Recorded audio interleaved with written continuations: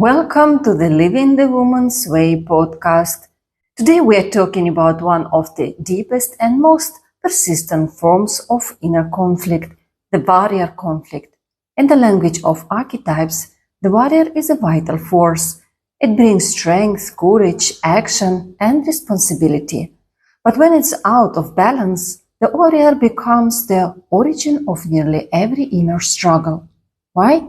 Because once there is a battle happening inside, it's almost always the warriors who started it, even if the fight is imaginary.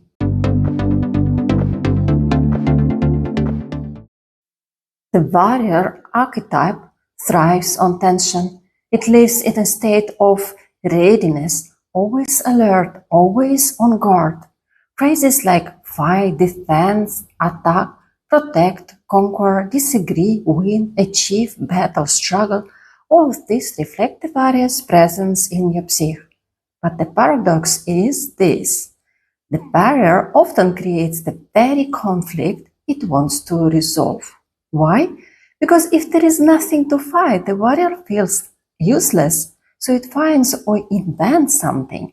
Imagine a child who loves to play soldiers. He sees danger in a teddy bear sitting peacefully on a bed.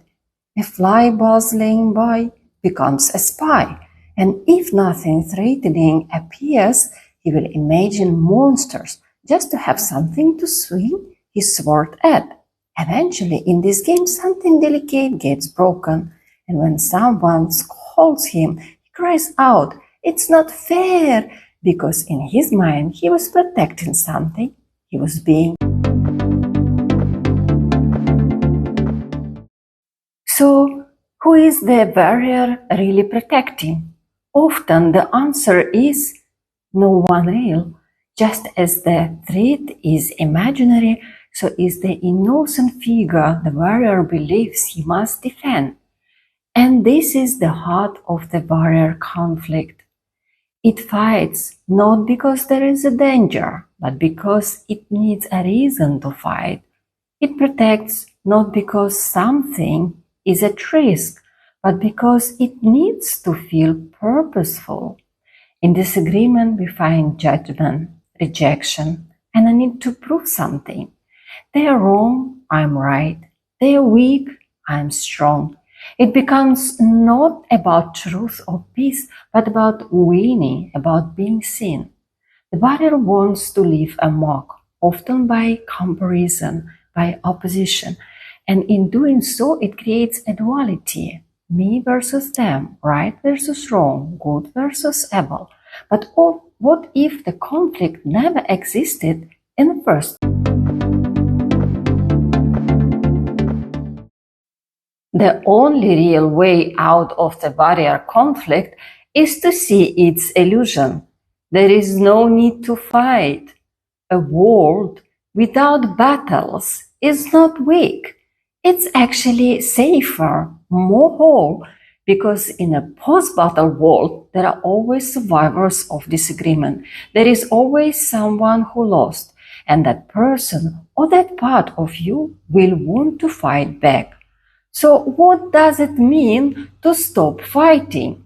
It doesn't mean becoming passive. It means recognizing that everything and everyone already has a place in this world, including you. You don't have to fight for it. You were born with it. The warrior's evolution is to stop fighting for a place and start acting from that place.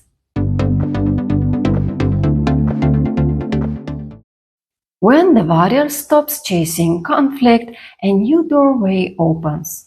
Not disagreement with reality, but the desire to improve it. The mature warrior doesn't fight people, he refines systems. He sets boundaries, builds protection, supports change. He learns, I don't need to prove that I belong. I already do. If you feel this conflict inside you, always pushing, always proving, pause. Ask yourself, what am I fighting for? And is the fight even real? Sometimes the most courageous thing you can do is put the sport down. See you in the next episode.